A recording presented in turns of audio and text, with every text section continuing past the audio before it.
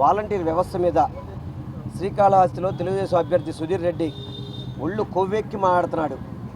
ఎందుకంటే ఈరోజు వాలంటీర్లు అంటే చిన్న వయసులో ఆడపిల్లలు ఉన్నారు.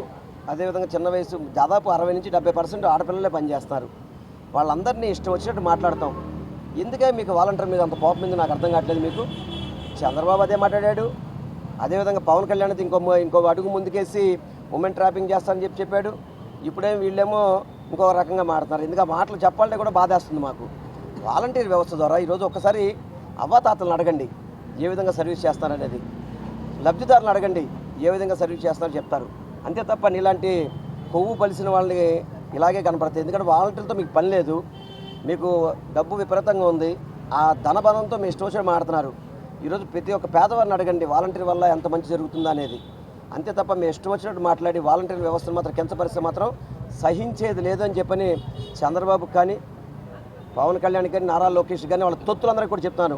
వాలంటీర్లు ఒక్క మాట అన్నా కూడా మర్యాదగా ఉండదని చెప్పని హెచ్చరిస్తూ ఈరోజు ఈ డివిజన్ పర్యటనలో చక్కగా పాల్గొన్న ప్రతి ఒక్కరికి కూడా నేను పేరు హృదయపూర్వక ధన్యవాదాలు నమస్కారాలు తెలియపరుచుకుంటున్నాను. సార్, చంద్రబాబు ముఖ్యమంత్రి చేసి ఏం పీకాడాడు?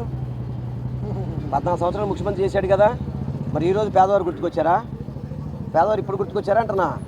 14 సంవత్సరాలు ముఖ్యమంత్రి చేసిన వ్యక్తి అమ్మఒడి ఎందుకు పెట్టలేదు? 45 ఏళ్ళు దాటి ప్రతి మహిళకి చేయూత ఎందుకు పెట్టలేదు?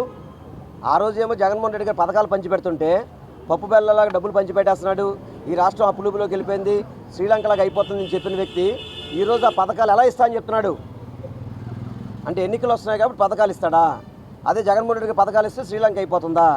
బుద్ధి జ్ఞానం లేదు. వయసు పెరిగింది కానీ మనిషికి అయితే వయసు పెరిగింది, మతి పోయింది అతనికి. చంద్రబాబు కూడా నేను ఒకటే చెప్తాను, చంద్రబాబు మాటలు ఈరోజు ఈ రాష్ట్రంలో కూడా ఎవరు నమ్మే పరిస్థితి లేదు. తప్పకుండా ఈసారి రాష్ట్రంలో 175కి 175 సీట్లు గెలిచేది వైఎస్ జగన్మోహన్ రెడ్డి గారు మాత్రమే అని మీ అందరూ కూడా తెలియదు.